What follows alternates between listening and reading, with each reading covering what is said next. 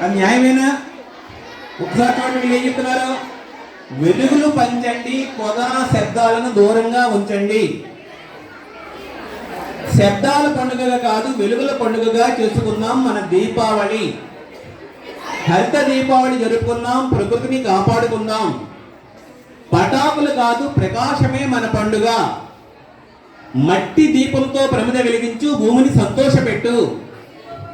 ప్రకృతిని రక్షిద్దాం, వెలుగులను ఆహ్వానిద్దాం.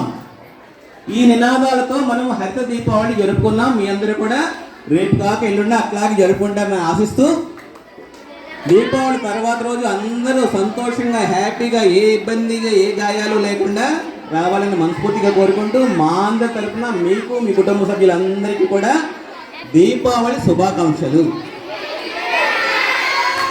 సింపుల్గా చేసుకోండి, శబ్దాల పండుగకి కాదు, వెలుగుల పండుగ చేసుకోండి. ఇలా దీపాలు వెలిగించండి, లేకపోతే అలా ఎల్ఈడి లైట్స్ పెట్టుకోండి, లైటింగ్ పెట్టుకోండి, పిండి వంటలు చేసుకోండి, లేకపోతే మిగిలిన డబ్బులతో బట్టలు కొనుక్కోండి. అంతేగాని వేలు వేలు వేలు వేలు పూర్తి చేయొద్దు. అదే బాయ్స్.